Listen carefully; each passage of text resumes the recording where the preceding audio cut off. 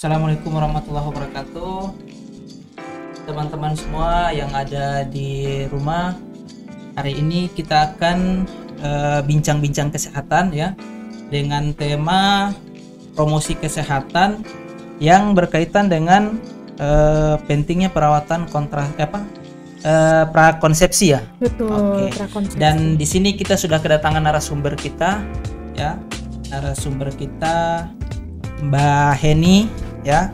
Dan sebelumnya kita perkenalkan dulu narasumber kita hari ini. Mbak Heni sudah bekerja di kebetulan saya sudah bekerja di RSUD Mas Jul, di RSUD Purbalingga. Oke, jadi Mbak Heni ini sudah bekerja di RSUD Purbalingga. Sudah berapa tahun? Oh, udah lama. Saya itu bekerja mulai dari tahun 2004. Sudah hampir 20 tahun ternyata. Wow, saya. luar biasa sekali. Jadi pengalamannya sudah tidak diragukan lagi ya, Mbak Heni. Mudah-mudahan. Dan Mbak Heni ini saat ini sedang melanjutkan studinya ya. Sedang melanjutkan studinya di Universitas Gadjah Mada, melanjutkan S2. Betul, ya, S2. S2. Dan minatnya di maternitas, Keperawatan maternitas. Keperawatan maternitas. Oke, Mbak Heni, kita mungkin bisa mulai saja ya. Tadi sedikit profil ya yang sudah kita perkenalkan narasumber kita hari ini, Mbak Heni, dan topik kita yang akan kita bahas tentang pentingnya perawatan prakonsepsi untuk menurunkan angka kematian ibu dan bayi. Oke, sebelum kita masuk ke pertanyaan-pertanyaan selanjutnya, Mbak Heni, saya mau minta Mbak Heni memberikan gambaran sedikit ya, sedikit gambaran tentang AKI ya, angka kematian ibu ya. Jadi seperti apa itu? Bisa dijelaskan ke kita? Baik. Jadi kalau angka kematian ibu itu kan saat ini tuh masih tinggi ya, Mas Jul ya. Iya, kalau data dari Kemenkes tahun 2021 kemarin itu sekitar 230 per 100.000 kelahiran hidup itu terjadi angka kematian ibu. Dan kebetulan angka kematian ibu dan bayi ini menjadi salah satu program utama dari SDGs yang memang harus benar-benar diturunkan prevalensinya. Nah, selama ini kan upaya untuk menurunkan angka kematian ibu dan bayi itu lebih menyasar ke perawatan selama hamil atau perawatan antenatal ya. Ya, banyak posyandu antenatal, kemudian pelayanan-pelayanan antenatal di fasilitas kesehatan tingkat pertama maupun di rujukan yang terus ditingkatkan. Tetapi yang sebetulnya itu tidak kalah penting dari pelayanan antenatal itu adalah pelayanan di periode prakonsepsi. Iya, betul. Jadi kalau yang dijelaskan tadi berarti upaya untuk penurunan AKI itu seperti apa kalau di Indonesia sendiri? Itu ada program khusus kah atau seperti apa dari pemerintah atau seperti apa, Pak? Kalau untuk program khusus dari pemerintah ya sebetulnya sudah banyak ya, menjadi salah satu tujuan program pembangunan nasional juga untuk menurunkan angka kematian ibu dan bayi. Kemudian diatur juga dalam Permenkes, Mas Jul. Tadinya itu Permenkes Permenkes nomor 97 tahun 2014 yang kemudian diperbaiki menjadi Permenkes Permenkes nomor 21 tahun 2021 itu mengatur tentang pelayanan masa sebelum hamil, masa hamil, kemudian setelah melahirkan, termasuk juga di situ mengatur layanan tentang kontrasepsi, kemudian layanan tentang perilaku seksual juga sudah diatur sih sebetulnya ya. Cuma pada pelaksanaannya itu sendiri masih menemui banyak kendala-kendala, terutama di masa sebelum hamil atau sebelum atau dikenal dengan prakonsepsi itu. Tadi. Oke. Nah ini tadi nyinggung prakonsepsi terus nih. Ini teman-teman di rumah nih pada bingung nih prakonsepsi itu apa gitu kan.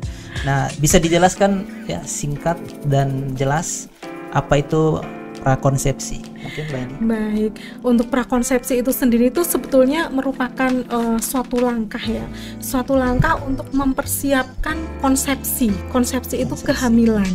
Ya, jadi apa ya? Suatu upaya-upaya yang dilakukan pada periode sebelum kehamilan yang tujuannya adalah untuk meningkatkan status kesehatan ibu saat hamil dan juga janin. Nah, selama ini kan juga yang masih salah kaprah itu tuh kalau prakonsepsi itu perawatannya cuma diberikan ke si ibu aja atau calon ibu saja. Tetapi sebetulnya pada masa asuhan prakonsepsi itu dilakukan oleh dua belah pihak, oleh pasangan, baik si calon ibu ataupun si calon bapak ini. Kemudian calon bapak juga. Iya, calon bapak juga. Nggak cuma ibunya, harus dua-duanya dong. Iya, karena itu karena tujuannya dari asuhan prakonsepsi ini kan untuk meningkatkan status kesehatan ya selama periode kehamilan nanti, biar buah kehamilannya itu menjadi buah kehamilan yang bagus, berkualitas, mengurangi morbiditas dan mortalitas baik ibu ataupun janinnya. Menarik sekali ya tentang AKI dan juga prakonsepsi ini. Jadi tadi masih belum dapat tujuannya itu masih belum saya dapat. Ya, mungkin teman-teman juga masih ini bisa dijelaskan lebih agak luas sedikit tentang tujuan dari prakonsepsi ini seperti apa sih? Baik. Jadi pada dasarnya tujuan dari asuhan prakonsepsi ini adalah untuk mempersiapkan kehamilan yang benar-benar berkualitas. Kemudian juga meningkatkan meningkatkan derajat kesehatan ibu ketika hamil dan juga si janin itu. Nah, caranya salah satunya adalah dengan melalui screening prakonsepsi yang dilakukan di periode asuhan prakonsepsi tersebut. Selain screening, di asuhan prakonsepsi itu juga ada intervensi gizi. Ada intervensi gizi. Kemudian juga kan setelah di screening nanti kan ketahuan nih penyakit apa saja yang diderita baik oleh ibu ataupun oleh calon bapak. Nah, setelah ketahuan tentu akan dilakukan tata laksana, baik melalui perubahan gaya hidup ataupun nanti yang membutuhkan pengobatan tertentu. Setelah itu juga ada tadi intervensi nutrisi ya sudah ada, kemudian ada juga layanan psikologi juga. Jadi sampai ke layanan psikologi juga loh Mas, asuhan prakonsepsi itu nggak cuma memperbaiki status kesehatan ibu dari segi fisiknya mereka, tetapi juga psikologisnya. Oke, baik, menarik nih Mbak Heni. Jadi tadi kan disebutkan ada intervensi gizi ya. Betul. Untuk intervensi gizi itu diberikan kepada ibu saja atau kepada bapak juga atau seperti apa? Dan bisa dijelaskan nggak sih untuk bentuk gizinya atau makanannya itu seperti apa? Baik, kalau untuk intervensi gizi itu memang yang berhubungan langsung adalah dengan ibu.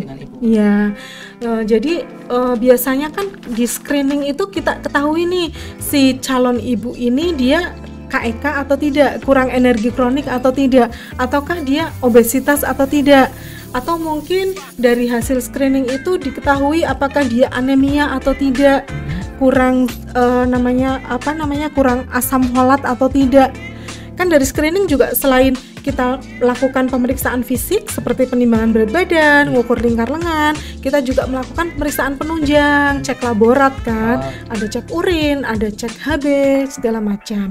Nah, setelah diketahui status gizi dari si ibu ini, tentu dilakukan intervensi untuk mengatasi masalah gizi tersebut. Kalau misalkan si ibu itu KEK, tentu intervensi gizi yang dilakukan adalah memperbaiki status nutrisi ibu itu supaya kebutuhan kalorinya, kebutuhan proteinnya tercukupi. Kemudian apabila ibu itu ternyata obesitas, kalau obesitas kan nanti resikonya ketika hamil bisa terjadi preeklamsi atau bisa ada diabetes gestasional ya, itu kan untuk beresiko juga. Tentu ibu itu diberikanlah konsultasi gizi, bagaimana caranya untuk mengurangi berat badannya atau mempertahankan kadar gulanya. Seperti itu. Jadi kalau yang obesitas konsultasinya beda, dan orang yang tidak kekurangan gizi berarti konsultasinya beda. Jadi bisa di dua-duanya bisa dikonsultasikan gitu kan. Betul. Oke, tadi yang menarik itu ada layanan psikologis. Betul. Nah, tadi kan sudah disebutkan, tadi Mbak Heni menyebutkan bahwa jadi bukan hanya fisik saja yang diperhatikan, tapi psikologisnya juga. Betul. Untuk layanan psikologisnya sendiri itu seperti apa? Baik, jadi ini juga awalnya itu semuanya berawal dari screening ya Mas ya. Berawal dari screening tadi ya. Ya, ketika kita screening si calon bapak dan calon ibu itu ternyata ketahuan nih salah satunya mungkin ada yang terindikasi untuk mengalami, mohon maaf ya, gangguan jiwa. Jenisnya apa, seperti itu. Nah, tentu kita fasilitasi di asuhan prakonsepsi ini dengan memberikan konsultasi psikologis ke dokter jiwa atau mungkin ke psikolog, atau mungkin juga tidak ditemukan gangguan jiwa yang ekstrim, tetapi ada misalkan mungkin kecemasan atau perilaku-perilaku yang berpotensi nanti ketika ibu hamil ini melahirkan atau di saat kehamilan. Kan biasanya tuh kalau ibu hamil setelah melahirkan beresiko terjadi postpartum syndrome, baby blues ya kan. Nah, untuk mengantisipasi hal-hal tersebut, maka dipersiapkanlah dari awal biar ibu ini bisa siap secara psikologis untuk nanti hamil, melahirkan, kemudian membesarkan anaknya. Jadi bukan hanya secara fisik itu dia siap, tapi secara psikologis juga harus siap gitu ya. Betul. Untuk mempersiapkan pada saat sebelum hamil dan juga setelah melahirkan gitu ya. Oke. Baik Mbak Heni, pertanyaan selanjutnya seperti ini Mbak Heni. Terus bagaimana pelaksanaan prakonsepsi di Indonesia sendiri itu seperti apa? Untuk pelaksanaan prakonsepsi di Indonesia itu sendiri saat ini tuh masih sangat rendah ya Mas ya. Baik itu yang rendah, yang dikatakan rendah itu seperti apa? Baik, jadi baik dari kesadaran masyarakat untuk melakukan screening prakonsepsi, screening prakonsepsi, ataupun dari pemberi layanan kesehatan. Selama ini tuh yang sudah berjalan di asuhan prakonsepsi itu hanya sebatas screening standar seperti pemeriksaan tinggi badan, berat badan, kemudian penyakit-penyakit yang mungkin penyakit tidak menular seperti ada riwayat hipertensi, riwayat diabetes. Akan tetapi untuk yang ke pemeriksaan penunjang lebih spesifik itu saat ini tuh masih kurang. Ya, dan sebetulnya tuh kuncinya itu di mungkin karena belum pahamnya masyarakat ya tentang pentingnya layanan prakonsepsi ini, tentang pentingnya screening prakonsepsi ini. Karena apa? Biasanya tuh mereka itu ada kecenderungan untuk merasa malu ketika melakukan screening prakonsepsi. Misalnya gini ya, misalnya saya sama Mas Jul pacaran ya, misalnya. Kemudian kita mau menikah. Harusnya ketika kita mau menikah itu kita sama-sama melakukan screening prakonsepsi biar kita tahu saya ada penyakit bawaan apa, terus Mas Jul juga ada penyakit bawaan apa, terus mungkin ada kemungkinan tidak nanti ada dari pihak kita itu menurun ke anak kita, seperti itu. Tapi selama ini kan kecenderungannya itu masih merasa malu ketika nanti kalau aku melakukan screening aku jadi tahu nih aku kena ini, nanti malah bisa-bisa jadi nggak jadi menikah, jadi putus di tengah jalan. Iya betul. Jadi mungkin karena kesadaran itu di masyarakat itu tidak ada kesadaran itu. Betul. Makanya itu yang menjadi hambatan gitu ya. Betul. Padahal itu perlu banget loh Mas. Iya, untuk memperbaiki kualitas kehamilan ya kan. Jadi harus dipersiapkan. Betul, harus iya. Oke Mbak Yani, komponen saya mau tahu dulu nih komponen perawatan prakonsepsi itu seperti apa? ada apa saja sih di dalamnya tuh? Oh, untuk komponen perawatan prakonsepsi tadi sepertinya sudah agak Ya, saya singgung di singgung depan sedikit, ya. tapi mungkin masih perlu diperjelas sedikit. Baik, jadi di komponen perawatan prakonsepsi itu ada pemeriksaan fisik, ada pemeriksaan fisik, kemudian ada intervensi nutrisi, ada pemeriksaan penunjang, ada penata laksanaan penyakit menular maupun tidak menular ya, bisa melalui perubahan gaya hidup atau melalui intervensi medis. Kemudian juga ada layanan psikologis. Oh, gitu. Yang sudah kita bahas tadi ya, yang layanan psikologisnya. Terus yang apa pemeriksaan penunjangnya? Pemeriksaan penunjangnya itu biasanya itu yang standar adalah pemeriksaan urin dan pemeriksaan HB. Kenapa pemeriksaan urin itu perlu? Karena dari pemeriksaan urin itu terkadang bisa kita ketahui ada tidak infeksi, baik infeksi dari virus lainnya ataupun infeksi menular seksual. Nah ini kan kadang-kadang tuh suka nggak jujur ya sama pasangan kan ya. Kita mungkin kalau masih di fase-fase awal menikah atau fase-fase pacaran itu kan kita nggak mungkin tanya-tanya kamu bersih tidak.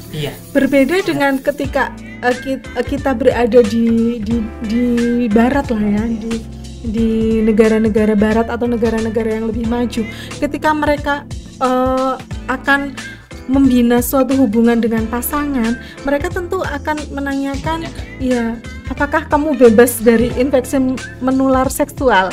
Kalau di tempat kita kan masih tabu kan hal-hal seperti itu. Disembunyikan lah. Betul. Karena dianggap itu masih sebagai aib atau betul, apa? Betul. Jadi tidak diungkapkan. Betul. Nah, salah satu fungsi dari screening prakonsepsi itu juga kita jadi bisa tahu apakah kita bersih dari penyakit menular seksual atau tidak gitu, terutama HIV/AIDS ya yang sedikit beresiko. Bagaimana dengan kalau tadi kan ada HIV bisa dari pemeriksaan penunjang itu kan kita bisa mengetahui pasangan kita itu bisa terkena HIV/AIDS atau yang penyakit lainnya gitu ya.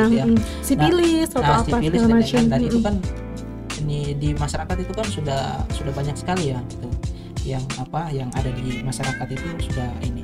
Dan bagaimana pelaksanaannya, penata laksanaannya seperti apa jika kita mendapatkan hal-hal seperti itu?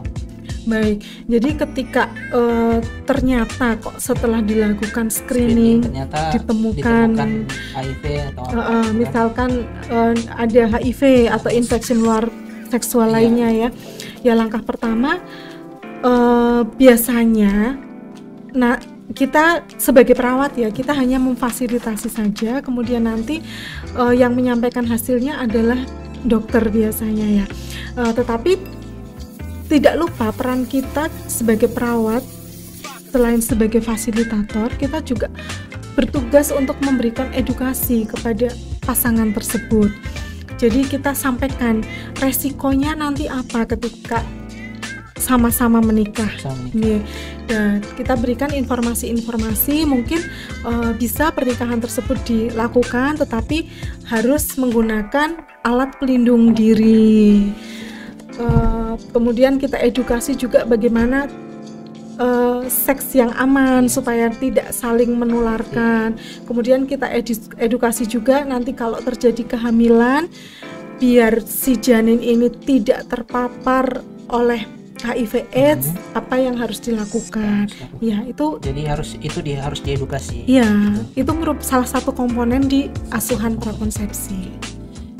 Bagaimana dengan imunisasi? Karena tadi kan disebutkan ada beberapa komponen termasuk ada imunisasi juga tuh. Betul. Teman-teman belum tahu hubungannya dengan imunisasi dengan prakonsepsi ini seperti apa, mungkin bisa dijelaskan.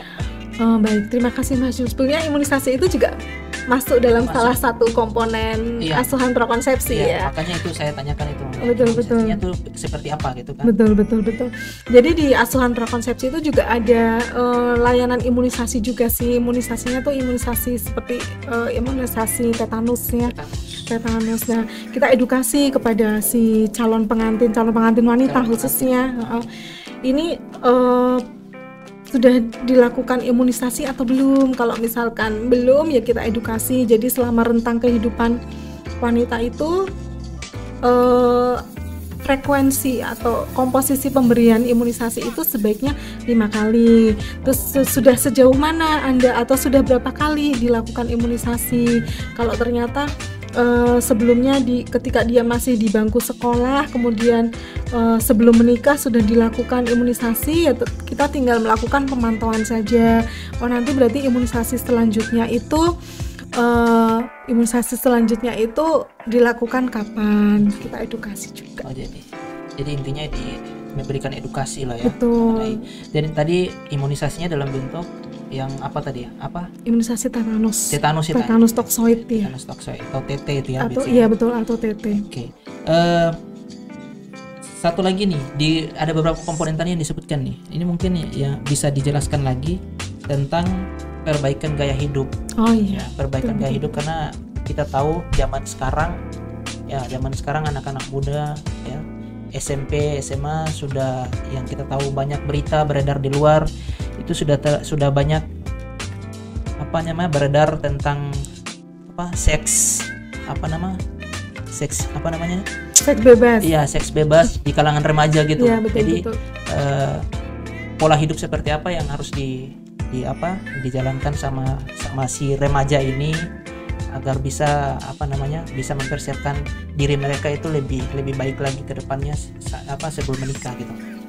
Baik, ya ini merupakan salah satu fenomena juga ya Mas Julia. Kita juga ya hidup di zaman sekarang ini ya, kita juga nggak tahu apakah pasangan kita itu aman atau tidak. Tapi terlepas dari itu tuh kita harus bisa menerima pasangan kita masing-masing ya.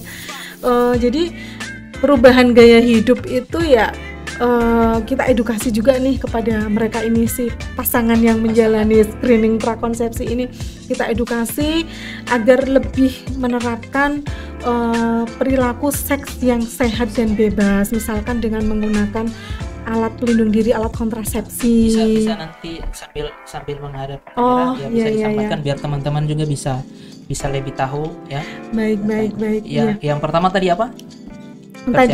Persiapannya terkait perubahan gaya hidup itu ya. Hidup.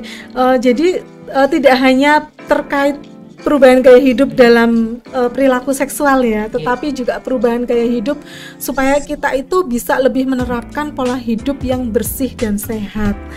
Baik untuk sebagai antisipasi dari penyakit tidak menular ataupun penyakit menular.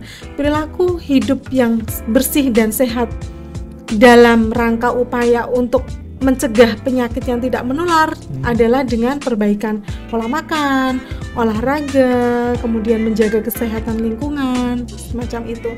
Dan perilaku hidup bersih dan sehat yang bisa kita lakukan dalam rangka menjaga kesehatan reproduksi kita adalah melakukan perilaku seks yang sehat dan aman.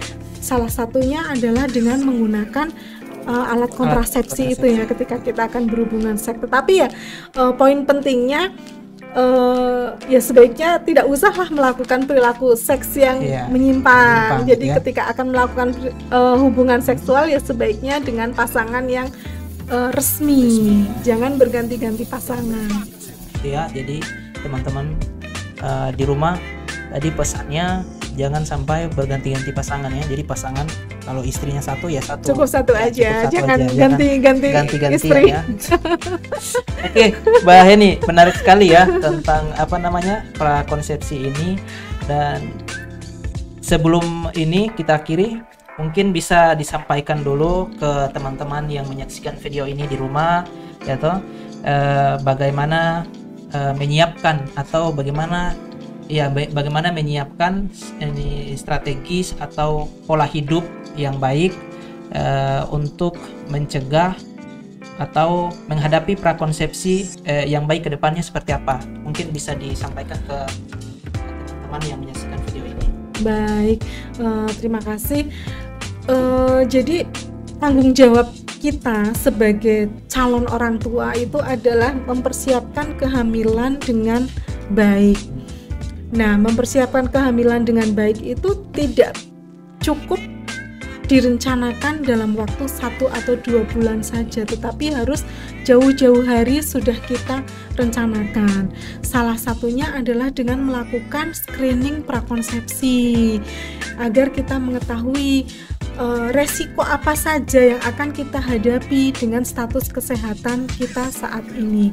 Dan setelah kita mengetahui apa saja yang akan terjadi atau apa saja yang akan kita hadapi, tentu kita bisa mengatasinya dengan tata laksana yang tepat. Misalkan kalau ternyata masalah kita ada di nutrisi, maka kita lakukan perbaikan status nutrisi kita. Kalau misalkan masalah kita kok ada di penyakit tidak menular seperti ada diabetes, ada hipertensi, tentu kita harus memperbaikinya dengan perubahan gaya hidup ataupun mengkonsumsi obat-obatan sesuai dengan resep dokter.